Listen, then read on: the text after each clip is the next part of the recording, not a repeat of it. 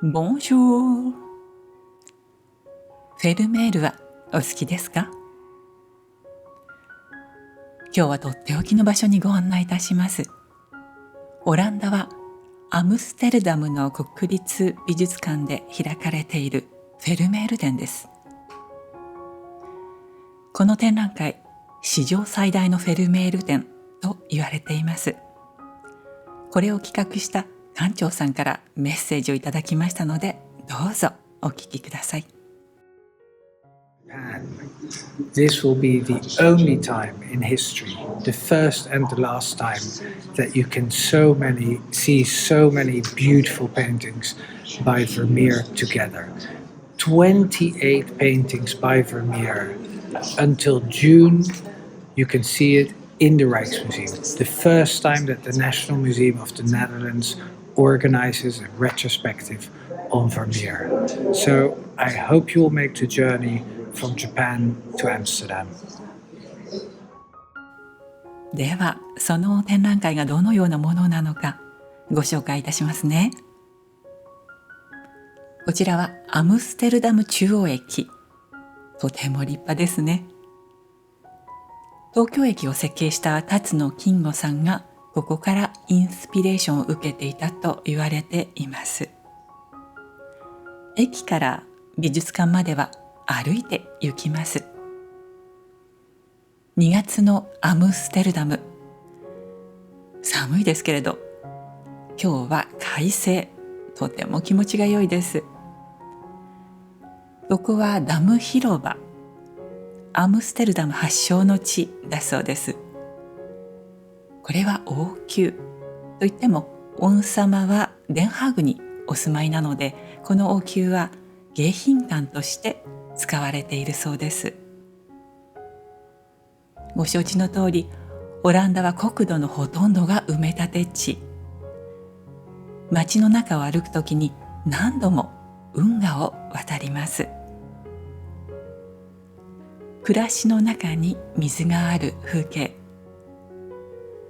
都会とはいえ、どこかゆったりとしていて、私は好きですね。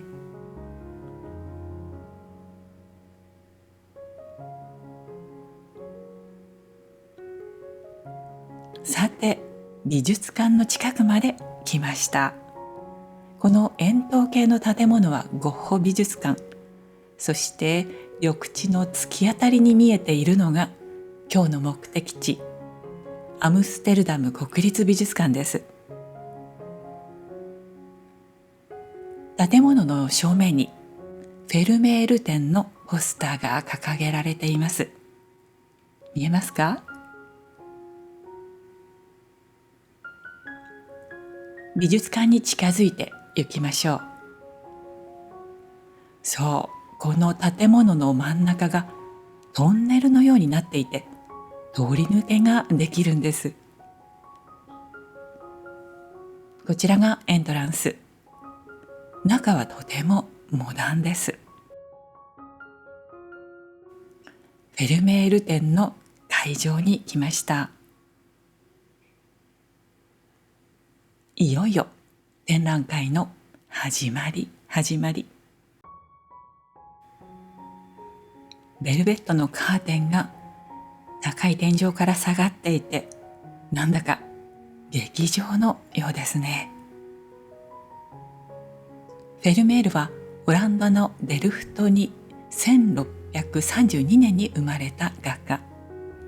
今回の展覧会は彼の生まれ故郷であり、生涯そこで過ごしたデルフトの風景からスタート。現存するフェルメール作品は37点と言われています。世界各地の美術館でお宝とされているそれらの作品のうち28点が一度に見られるというのは前代未聞のことです。この辺りは初期の宗教画。東京の国立西洋美術館所蔵の作品もアムステルダムにやってきていました。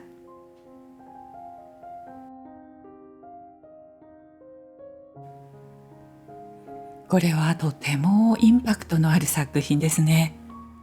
鳥持ち女という題名がついています。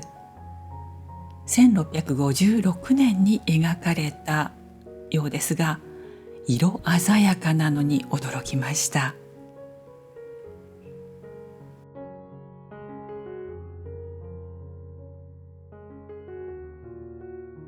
少しスピードを上げて進みますよ。人だかりがしていますが、この作品は何でしょう。窓辺で手紙を読む女。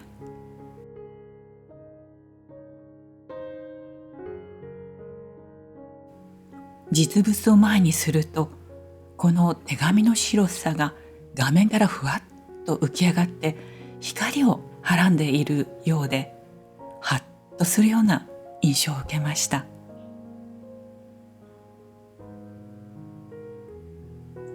こちらは皆さんもよくご存知、牛乳を注ぐ女。最新の技術を駆使した研究によると、白い壁の部分には壺などが並んだ棚が描かれていたそうで、フェルメールは後にそれを白く塗りつぶしていたようです。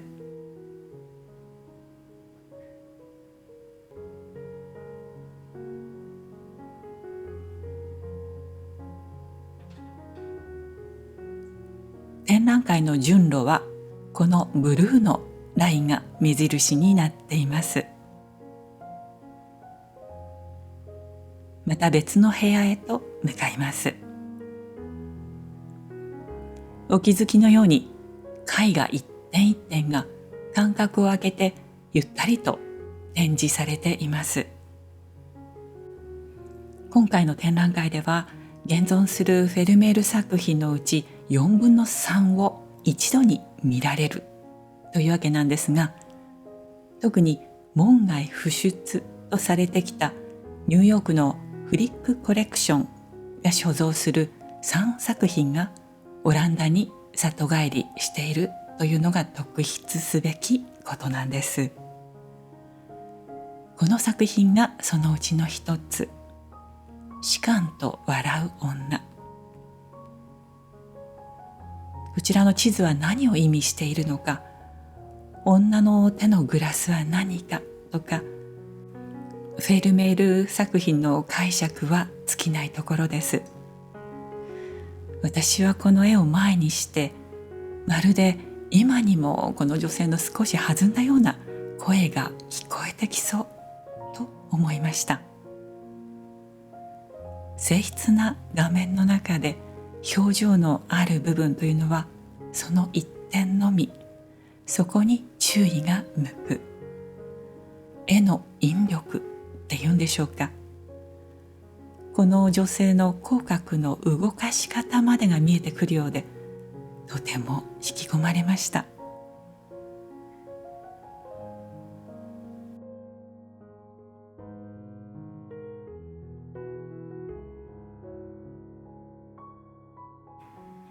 これはルーブル美術館所蔵のレースを編む女。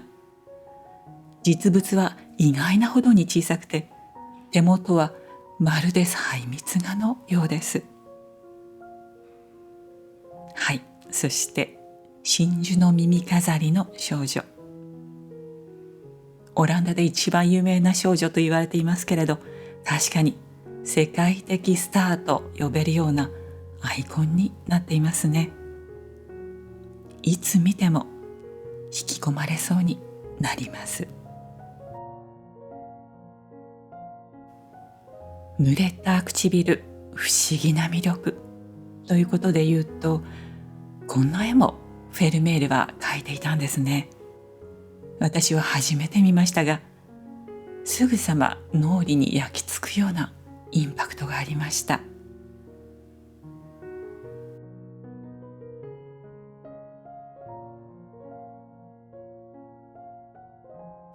これはロンドンのナショナルギャラリーから来ている絵ですが、女性の衣装の質感がまるで写真を見ているように感じました。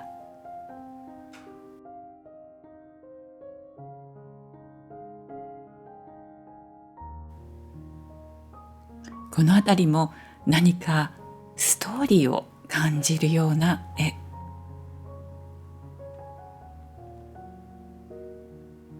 手前のほうきとスリッパ、そして右にあるのは楽譜でしょうか。どこか謎解きめいています。この像には手紙がテーマの絵が集められています。17世紀、貿易が盛んだった時代、通信手段はもっぱら手紙が主だったわけで、そこに込められたメッセージがどれほどこの女性たちの心を動かしたのでしょう。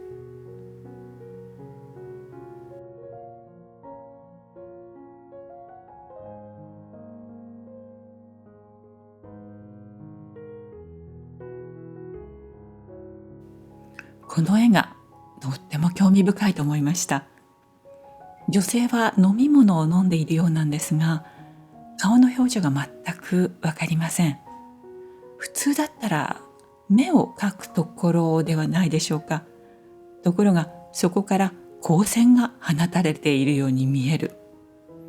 そんな風にグラスの反射を描いているのがとても面白いと思いました。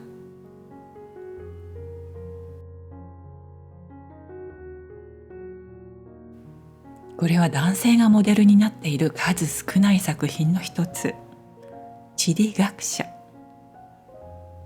私は彼の衣装にとても惹かれました。というのも、これはおそらく日本から運ばれてきた着物ですよね。モデルはデルフトでフェルメールと同じ年に生まれた友人の科学者と言われています。当時のデルフトには世界中の珍しいもの、美しいものが集結していたんでしょうね。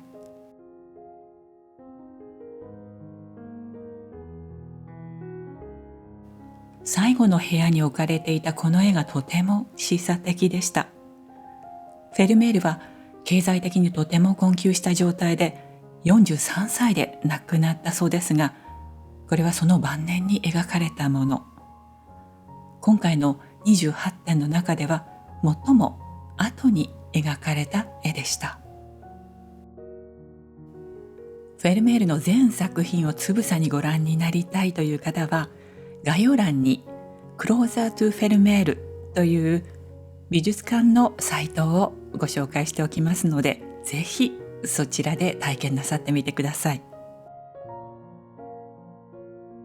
展覧会のグラフィックデザインがまた見事でした。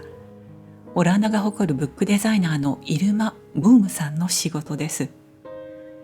ミルクが今まさに注がれている器の口の部分だけをクローズアップしていますが、絵の表面のひび割れた感じがそのまま焼き物の貫入のように見えて、時を経た名品の良さといったような感じを受けます。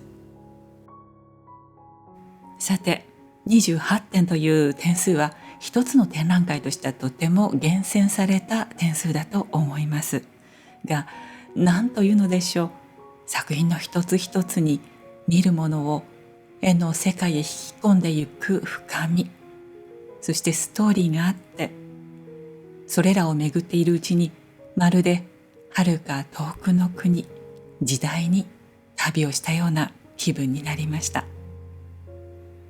最後までご覧くださいましてどうもありがとうございました。それではまた次回お会いしましょう。